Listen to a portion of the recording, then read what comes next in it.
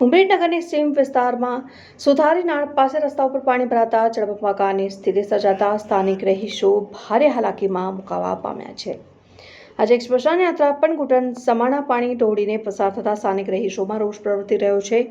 ઉમરેઠની સીમ વિસ્તાર સુધારી નાળની આસપાસમાં 400 જેટલા મકાનો આવેલા છે, જેઓને અવરજવર કરવાનો મુખ્ય માર્ગ સુધારી નાળમાં છેલ્લા એક સપ્તાહથી પાણી ભરાયેલા છે। તેમ છતાં આ ભરાયેલા પાણીના નિકાલ માટે તંત્ર દ્વારા કોઈ કાર્યવાહી કરવામાં નહીં આવતા આજે આ વિસ્તારમાં રહેતા મોહનભાઈ નામના વૃદ્ધોનું મૃત્યુ થતાં તેઓની અંતિમ ક્રિયા માટે સ્મશાન યાત્રા ઘૂંટણ સમાણા પાણી ઢોળી કાદવ કીચડ વચ્ચે રહીને સ્મશાન ગૃહ પહોંચી હતી અને જેને લઈને સ્થાનિકોમાં ભારે આક્રોશ ફેલાયો। સ્થાનિક રહીશોએ જણાવ્યું હતું કે સુધારી નાળમાં ભરાયેલા પાણીના નિકાલ માટે અનેકવાર નગરપાલિકામાં રજૂઆતો કરવા છતાં પાલિકા કે વહીવટીતંત્રના અધિકારીઓ દ્વારા પાણીના નિકાલ માટે કોઈ કાર્યવાહી નહીં કરાતા લોકોએ પાણી ઢોળીને અવર જવર કરવી પડે છે અને આજે સ્મશાન યાત્રા પણ પાણી ઢોળીને લઈ જવી પડી હતી। મારું નામ વાઘેલા સુનિલ કુમાર અર્જુનભાઈ છે। આજે જે સ્મશાન લઈને આવ્યા પાણીમાં એ બાબતે શું કહેશો?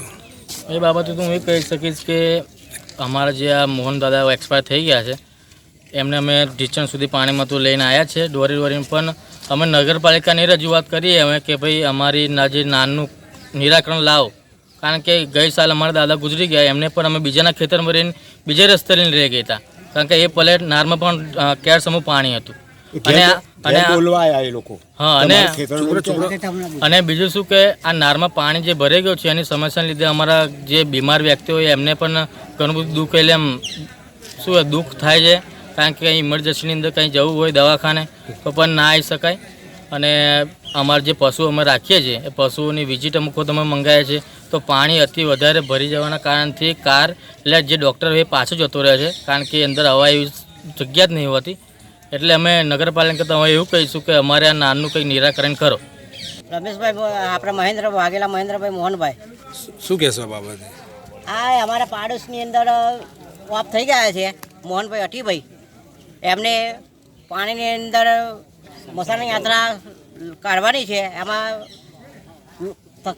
આપણે પબ્લિકને તકલીફ પડે છે। સ્મશાન યાત્રામાં આવેલા જે પબ્લિક હોય મહેમાન હોય તેમને નિરાકરણ આપણે પાણી ભરાવવાથી એ લોકો હેરાન થાય છે અને આડોશ પાડોશમાંથી ખેતરમાંથી નીકળી જાય છે અને સ્મશાન યાત્રા પાછળ કોઈ દેખાતું નથી, પગ પડી જાય છે પાણીની અંદર, ફસાઈ જાય છે પગ નાનની અંદર।